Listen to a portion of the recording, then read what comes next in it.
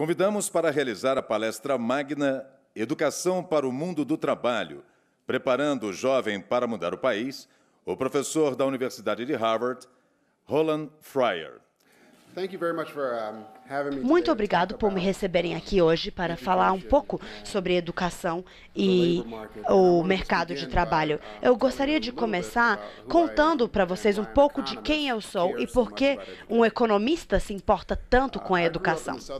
Eu cresci no sul dos Estados Unidos, em Texas, com a minha avó. E nós crescemos com uma história bem humilde.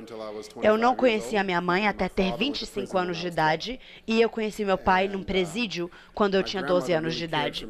A minha avó realmente se importava muito comigo e ela era uma professora de escola. E através de eu tinha pouquíssimas chances, mas eu acabei indo à universidade como um jogador de futebol. E acontece que eu, na verdade, era melhor na matemática do que no futebol. A minha avó e a ajuda que ela me prestou, o apoio que ela me prestou, foi uma sorte grande que eu tive. E quando eu cheguei a Harvard, as pessoas muitas vezes me perguntavam como que eu consegui vencer ao azar, como eu tive tanta sorte. E eu dediquei a minha vida de pesquisa não apenas para contar os poucos que conseguem se contrapor a esse azar, mas os que conseguem mudar as probabilidades. E a única forma de mudar as probabilidades para as crianças que cresceram na pobreza é educá-los e oferecer e fornecer uma fundação básica e conhecimentos básicos que podem apoiá-los no mercado. Então, eu quero falar um pouco da minha pesquisa e ações nos últimos anos para tentar solidificar essa missão nos Estados Unidos e como eu acho que pode ser útil também para países como o Brasil. Bom, então aqui estão alguns dados para contextualizá-los internacionalmente. De como aqui é os Estados Unidos, então, Estados Unidos em comparação com os outros países. Aqui na escala de baixo, nós temos o quanto os Estados Unidos gira com cada criança na educação. E o quanto ele gasta com cada criança. Então, temos aqui a média de dólares. Aqui na barra superior, nós vemos o nosso desempenho relacionado a outros países.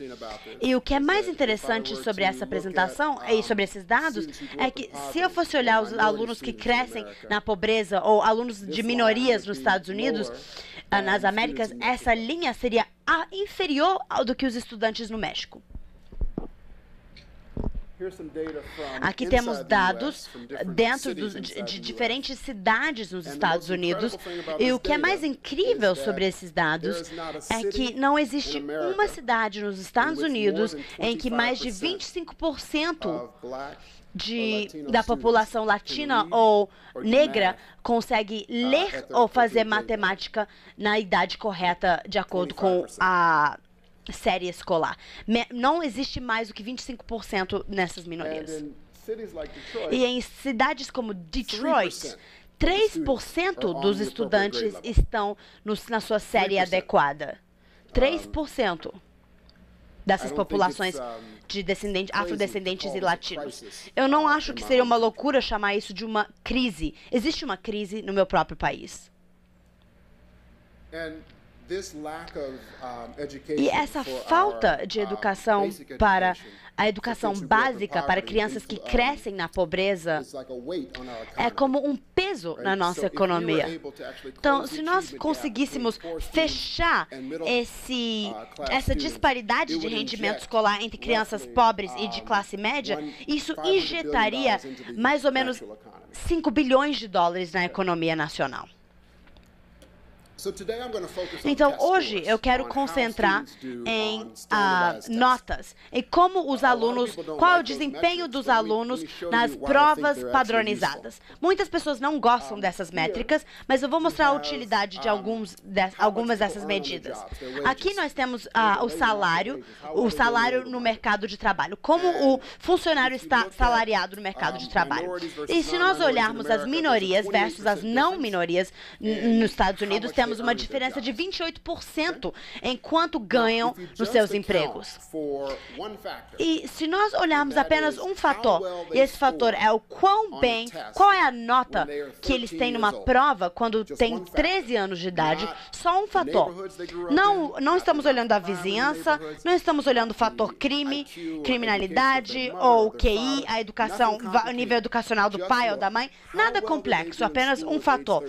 Qual foi o desempenho escolar com 13 anos de idade e qual é a relação com 40 anos de idade no mercado de trabalho? Aqui, essa diferença de 28% entre as minorias e as não minorias cai para menos de 1%. Se você está empregado ou não, cresce de 109, de uma diferença, não, é cortado, uma diferença de 109% é cortado no meio.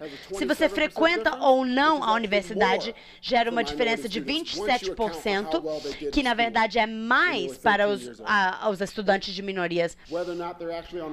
Se eles estão dependendo de apoio social, de bolsas, desce numa porcentagem grande. De acordo sempre com o desempenho com 13 anos de idade na escola. Praticamente todas as dimensões que influenciam o mercado de trabalho e a economia progridem. O progresso e o potencial depende do seu rendimento na escola primária e secundária e no ensino médio. Está relacionado a esses fatores de desenvolvimento social, de uma forma muito significante. Então, se existe interesse em aumentar a produtividade do mercado de trabalho, se existe interesse em aumentar a meritocracia da sua sociedade, educar os nossos alunos é uma das principais formas de atingir essa melhora. Aqui temos resultados muito parecidos com gravidez na adolescência, crime, saúde, todos esses fatores. Então, a pergunta aqui é como melhorar e aumentar a educação para estudantes que crescem na pobreza. Bom, já existiram muitas soluções sugeridas durante os últimos 40 anos. Por exemplo, nos Estados Unidos, muitos acreditam que temos que ter professores que têm diplomas de mestrado, como se essa fosse a solução para a nossa crise na educação. Bom, nos últimos 40 anos, o número de professores com diplomas de mestrado aumentou de 32% a quase 62%. Alguns acham que temos que gastar mais com educação, mais dispêndios, investimento. Tudo se resume ao orçamento. Bom, nos últimos 40 anos, o nosso investimento em educação aumentou de $5.000 por criança a $12.000 por criança, por aluno. Alguns acreditam que precisamos de salas de aula menores para ter mais atenção personalizada para os alunos. Nos últimos 40 anos, os Estados Unidos, o tamanho da sala de aula tem diminuído de 22 alunos por criança para quase 16 alunos por criança. Então, nós fizemos tudo que os nossos acadêmicos e oficiais nos disseram que funcionaria. Seguimos esses passos. E o nosso desempenho não tem aumentado nos últimos 40 anos. Então, precisamos de algum outro elemento. Aqui, vocês podem ter uma ideia do problema que enfrentamos. Aqui temos a disparidade que precisa ser fechada. A lacuna que existe. Aqui estão todos os programas que foram avaliados e aqui temos uma demonstração da sua efetividade. Essa é a lacuna, a disparidade. É isso que acreditamos que funciona. Existe uma enorme diferença entre esses dois resultados. Parte da razão pela nosso sistema de educação estar tão estagnada é que não temos inovação na nossa educação primária e secundária. Então, aqui eu posso te mostrar o que diferentes indústrias gastam em inovação, pesquisa e desenvolvimento. Então, previsivelmente, a indústria de farmacêuticos, a indústria de saúde, tem um gasto bastante significativo. Mas a educação é uma das indústrias com menor investimento nos Estados Unidos.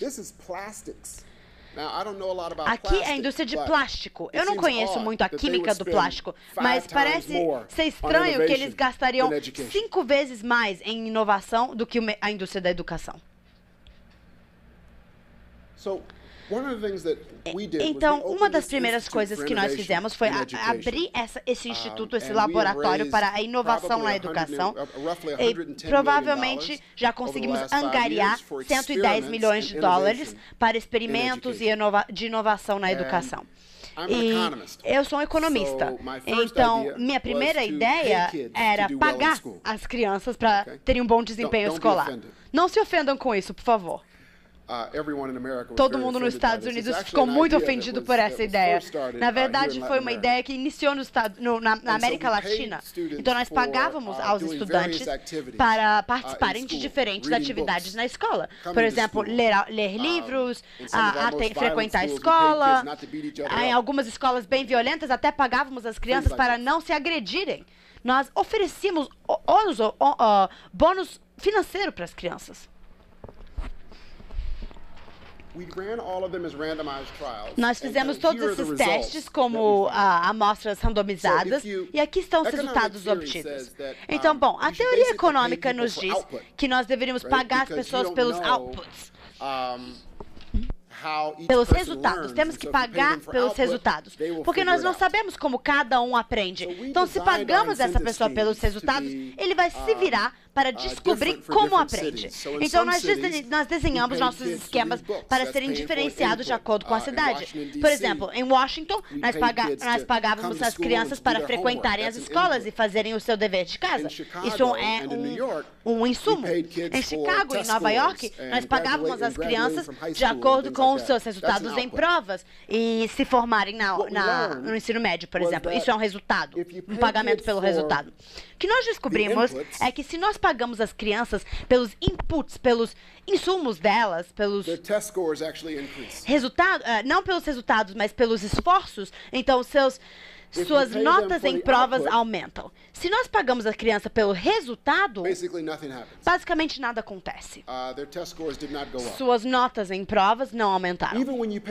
Mesmo quando pagamos aos professores por melhor desempenho, que é muito popular nos Estados Unidos, nós pagamos aos professores para melhorarem a nota dos alunos, nada acontecia.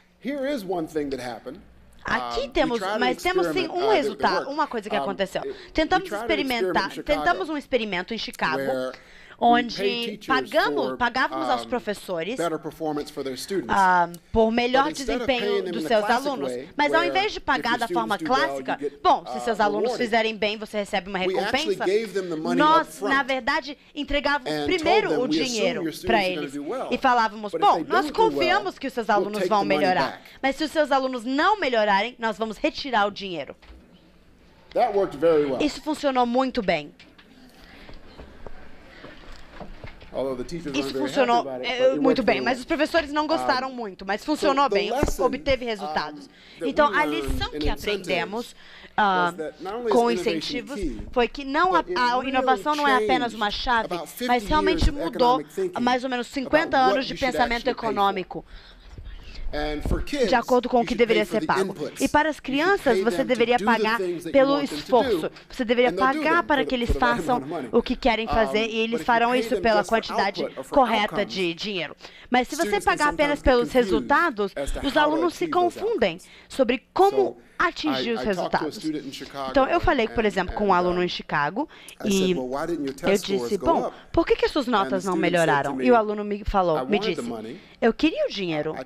Eu tentei bastante, eu me esforcei, mas a escola ainda era muito difícil para mim. Eles não sabiam como traduzir a vontade de ganhar o dinheiro em comportamento produtivo na escola que realmente iria aumentar suas habilidades. habilidades. Mas se nós pagarmos pelos esforços deles, eles não precisam ser criativos. Por exemplo, se eu pago uma criança para ler um livro, e a criança lê um livro, e o que acontece? Compreensão de leitura aumenta. E se nós calculamos o retorno que recebemos nesse investimento por pagar as crianças a lerem livros, é mais ou menos 80% de retorno no investimento. É um retorno enorme. Por quê? Obtivemos uma melhora enorme nas notas escolares e apenas gastávamos $50 por aluno. Para mim, isso é o valor da inovação. E nós podemos tentar coisas diferentes, temos que ser honestos sobre se funcionaram ou não, podemos escalonar os resultados que funcionaram e cortar os programas que não funcionaram. Eu sei que parece bastante simples, mas, na verdade, na educação e na política pública em geral, é muito difícil parar projetos que não estão funcionando, cortá-los. Bom, então, após o trabalho de incentivos, essa pesquisa com incentivos, eu me interessei muito mais por inovação. Eu queria algo mais interessante, algo que tivesse o potencial de fechar as lacunas e acabar com essa disparidade. Não apenas obter alguns resultados de melhoras. Então, eu encontrei a zona de crianças no Harlem, em Nova York. É uma escola muito bem conhecida em Nova York, em que eles providenciam investimento de educação nas crianças e também investimento social e emocional para as crianças. Então, eles combatem o problema de duas diferentes vertentes. Nós fizemos a avaliação dessa escola e aqui estão os resultados. Dia 14 de abril de 2005, existia uma loteria na quinta série. Ocorria uma loteria. Se você ganhasse na loteria, você recebia a chance de frequentar uma escola bastante boa. Se você não ganhasse na loteria, você teria que frequentar uma escola mediana na cidade de Nova York. Aqui são as notas de matemática. Aqui estão os alunos que ganharam na loteria. Como vocês podem observar, as suas notas na matemática aumentam gradualmente. Aqui estão os alunos de classe média na cidade de Nova York. Eles estão no topo das notas escolares de matemática. O que isso mostra é que em 3 anos, as crianças que ganharam essa loteria para frequentar uma escola melhor, eles fecham a disparidade entre si, entre eles e as crianças de classe média em Nova York. Então, é fenomenal o que acontece. As notas aumentam, mas a lacuna não é tão fechada. Então, eles reduzem essa disparidade na leitura ou no inglês em um terço. Então, são resultados fantásticos. O que acontece é que existem muitas escolas como essa nos Estados Unidos que descobriram uma forma de educar nossos alunos mais vulneráveis e mais empobrecidos. E eles estão fazendo isso de formas incríveis. Eles estão aqui nessa barra. Isso mostra o benefício de frequentar essas escolas. É incrível o que algumas escolas estão fazendo nos Estados Unidos. Nos Estados Unidos, nós temos um movimento muito grande para as escolas charter. Elas têm mais acesso às uniões, aos sindicatos, são mais flexíveis e são escolas públicas que recebem orçamento público. O que é interessante sobre essas escolas charter nos Estados Unidos é que a escola charter média nos Estados Unidos não é melhor do que uma escola pública. Não recebe mais orçamento do que uma escola pública. Então, existe uma distribuição de efetividade. Existem algumas escolas que são muito fantásticas, como a escola que eu mencionei agora, em Harlem. Tem algumas escolas que têm um desempenho terrível e têm que ser encerradas imediatamente, dentro dessa ideia de escolas cooperativas. E o que é interessante é que nós podemos usar as decisões que essas escolas tomaram para compreender o que faz algumas escolas muito boas em educar alunos pobres e o que faz algumas escolas não tão boas em fazer essa educação. Bom, então nós fizemos essa avaliação por 2 anos. Então, a minha avó é uma pessoa fantástica. Voltando à minha avó. E ela é ótima cozinheira. E ela faz uns bolos deliciosos. E quando eu me mudei para Harvard, eu fiquei com muitas saudades. Eu queria muito um dos bolos, uma das tortas da minha avó. E eu perguntei para minha avó, como você faz? Qual a receita do seu bolo? E ela me disse, bom, um pouquinho disso, um pouquinho daquilo, um pouquinho desse ingrediente. E eu disse, como assim? E ela disse, você sabe, é uma coisa que se faz. Quando você pergunta para a equipe que está gerenciando essas escolas fantásticas, essas escolas cooperativas fantásticas, como você educa essas crianças pobres do nosso país tão bem, eles dizem, bom, um pouquinho daquilo, um pouquinho disso. Simplesmente você faz, é uma coisa que se faz, não tem receita. Então, a minha avó, eu fui visitá-la em Flórida, e eu queria aprender como fazer um desses bolos, para que pudéssemos ter um pouco de história familiar, para que eu compartilhasse com a minha filha. Então, eu sentei na cozinha da minha avó e cada vez que ela pegava algum ingrediente, eu colocava um copo de medida do lado dela. E eu obrigava ela a colocar o ingrediente no copo de medida. E eu ia anotando qual era a receita. Então, a minha avó não me passou a receita, mas eu obtive uma receita de como fazer um desses bolos fantásticos. E nós fizemos a mesma coisa com essas escolas de alto desempenho nos Estados Unidos. Nós filmávamos as salas de aulas, entrevistávamos os alunos, entrevistávamos os professores, os pais, e tentamos passar por essas escolas, literalmente com copos de medida, como eu tinha feito com a minha avó, tentando descobrir o que funcionava para eles e o que não funcionava, em termos de educar os nossos alunos mais vulneráveis. Esses foram os resultados que encontramos. É tão simples. É tão simples que vai ser entediante para vocês. O tamanho da aula, quanto você gasta, se os seus professores têm ou não mestrado, não está correlacionado com a efetividade da sua escola. Isso tem sido o conhecimento convencional nos Estados Unidos há 40, 50 anos. Infelizmente, os dados não demonstram correlação entre esses elementos e o desempenho. Mas o quão frequente você faz feedback com os professores e faz um treinamento para melhora do padrão educacional deles, isso sim está correlacionado com a efetividade. Como você usa os dados para alterar o escopo e a sequência da instrução? Então, você avalia seus alunos, o que eles sabem na base, de uma forma diária, e você muda a sua forma de ensino de acordo com o que os seus alunos sabem ou não. Parece ser um fator muito efetivo. Tutoring, ou o ensino personalizado em grupos de 1, 2 alunos. Tempo de instrução. Quanto tempo você passa na escola? Coisas bem simples parecem ser muito correlacionadas com o sucesso na escola. E as expectativas e a cultura que é definida na escola. Se as crianças mais pobres, os alunos mais pobres acham que não precisam ser muito bons na escola, eles não terão resultados muito bons. Se você se recusar a aceitar desculpas para a falta de desempenho desses alunos, as crianças melhoram o empenho.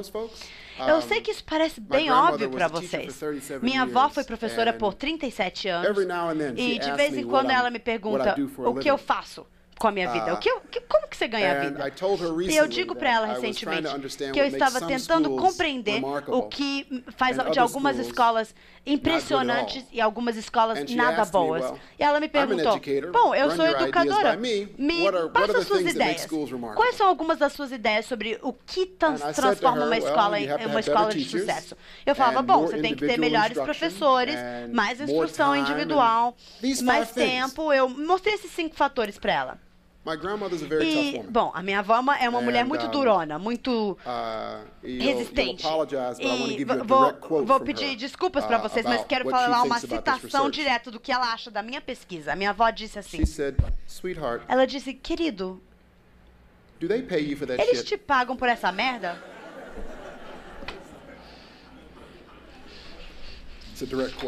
Desculpa, mas é uma citação direta do que a minha avó disse. Bom, gente, eu sei que é óbvio, mas se é tão óbvio, por que não estamos fazendo isso em todas as escolas nos Estados Unidos, em todas as escolas no Brasil? Se esses são os aspectos que vão educar as crianças mais vulneráveis. É isso que é tão frustrante para mim. Esses aspectos não são praticados, não foram praticados nas escolas públicas que eu frequentei, mas todos acham que são fatores tão óbvios. Então, nós pegamos esses 5 fatores e nós buscamos nos Estados Unidos um sistema escolar que nos permitiria implementar esses elementos nas escolas de pior desempenho, escolas públicas de pior desempenho. Por 1 ano e meio, todo mundo nos negou essa pesquisa. Disse que não queria implementar isso. Nós visitamos Haiti depois do terremoto e eles nos disseram que não. Viram, novamente, é tão óbvio, mas ninguém quer implementar com fidelidade esses elementos. Então, nós fomos para Houston, no Texas, e conseguimos implementar esses 5 elementos nas escolas, em 20 escolas do pior desempenho de Houston, no Texas. Essas escolas tinham um desempenho tão baixo que iam ser controladas pelo governo. O governo iria se apossar dessas escolas. Então, foi isso o que fizemos. Nós entramos nessas 20 escolas e demitimos todos os diretores.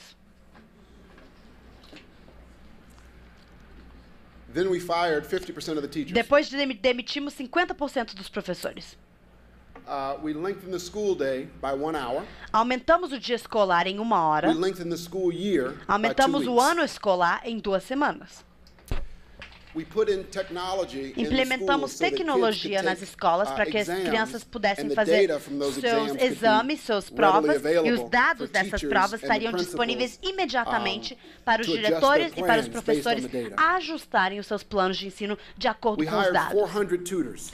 Contratamos 400 tutores para fazerem tutoria com os alunos em matemática. 2 alunos, 1 tutor. Muito simples, uma receita muito simples, que parece óbvia para vocês, óbvia para minha avó, mas não parecia muito popular em Houston. Aqui estão os resultados. Isso é um impacto anual. Então, cada ano que um aluno frequenta uma dessas escolas, a sua nota na matemática aumenta o equivalente a estar 3 meses a mais numa escola tradicional por ano. Em escolas secundárias, está igual a 2 meses de aula extra numa escola tradicional. No inglês, não obtivemos tanto resultado. Da mesma forma que não tinha tanto resultado nessas escolas cooperativas da onde surgiram esses dados. Mas os resultados com matemática são muito interessantes. Bom, esses programas funcionaram especificamente bem para os alunos latinos.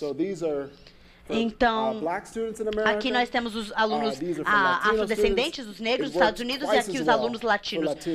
Obteve o dobro de resultados com os alunos latinos nas nossas escolas do que com qualquer outro grupo. Aqui são alunos que têm uma desvantagem econômica, são os mais pobres dos mais pobres dos Estados Unidos, e funcionou melhor para eles do que para os alunos que não estavam nessa categoria.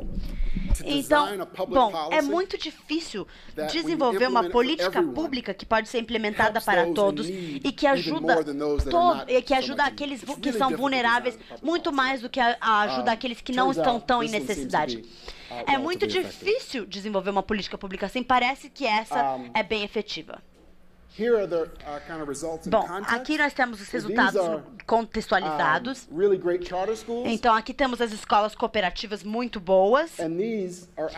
São escolas que têm um financiamento privado também.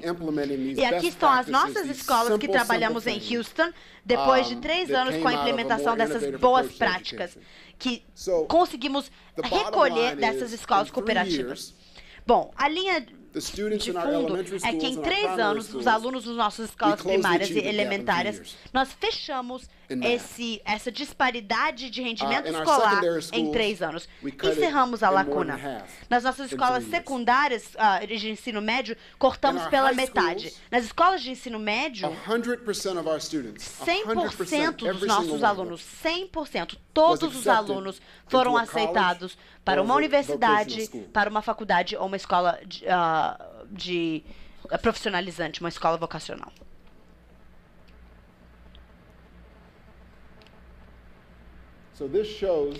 Então, aqui, isso mostra a disparidade de rendimento escolar antes de iniciarmos o nosso trabalho.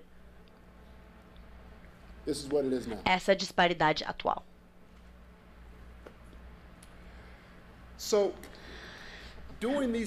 Então, a implementação desse tipo de projeto nas escolas custa mais dinheiro. Sim, é mais caro. Isso é uma questão que as pessoas levantam muito. No começo, eu te mostrei que o dinheiro não resolve tudo. Por quê? Porque quando as pessoas investem nas escolas, eles não têm uma estratégia. Eles simplesmente jogam financiamento, mas não planejado ou de forma estratégica. Então, essa iniciativa custa $18 a mais por aluno nessas escolas, mas eu calculei o retorno disso para uma cidade como Houston. Então, para as nossas escolas secundárias, o retorno é de 18%. Para as nossas escolas elementares, o retorno é de 60% para a cidade de Houston com esse investimento. É muito difícil encontrar alguma coisa na política pública que tenha um retorno de investimento de 60%. Mas investir no futuro, investir nos nossos jovens, investir nos alunos que parecem muito comigo, que talvez tenham um pouco de potencial, mas vivem numa vizinhança e nasceram numa família que transforma a realização desse potencial muito difícil. Deveríamos investir nessas situações. Essas são as situações que geram retorno. A última coisa que eu quero te mostrar é o que essas notas em provas se traduziram. Porque notas em provas, quem se importa? São notas, são interessantes, eles estão de acordo com parâmetros, mas não são o resultado final. O resultado final é ter um cidadão mais produtivo, é ter um mercado de trabalho melhor. Aqui eu posso te mostrar que os nossos alunos tinham mais probabilidade de frequentar uma universidade. E aqui é o que eu quero me concentrar, aqui, nesse aspecto. Meninas que frequentaram essas escolas em Houston tinham 5% menos probabilidade de se engravidarem na adolescência. Meninos que frequentaram as nossas escolas tinham 4% menos probabilidade de acabarem na cadeia. Para mim, isso é incrível. Se você fizer esses erros na sua juventude, é muito difícil você recuperar na sua vida. Então, a educação e fazer esses aspectos simples, fundamentais, para aumentar a qualidade da educação para alunos em escolas tradicionais públicas que nasceram em condições de pobreza, não apenas fornece melhores habilidades na leitura e na matemática, mas tem um impacto de melhora nas suas decisões de vida. E para mim, tudo se resume a isso. Tudo se resume a providenciar uma oportunidade para os alunos atingirem o seu potencial. Não apenas usando alguns exemplos, aqueles que conseguiram vencer o azar, mas decidindo como um país, como um povo, de que está na hora de mudar a probabilidade para aqueles que cresceram em condições difíceis. E não é apenas uma ideia democrática aqui. É importante para a nossa economia. Eu te mostrei isso. É um peso na nossa economia ter essa população não educada, que está fazendo decisões difíceis, decisões inadequadas. Então, nós conseguimos desenvolver um modelo bem simples, melhores professores, mais tempo, mais instrução individualizada, mais desafio, e com o nosso experimento conseguimos mostrar que existe um resultado dramático na educação desses alunos. Então, a pergunta permanece, a única pergunta que permanece é se nós temos a coragem de fazer isso para todas as crianças. Muito obrigado por me receberem aqui. Eu aprecio a sua atenção.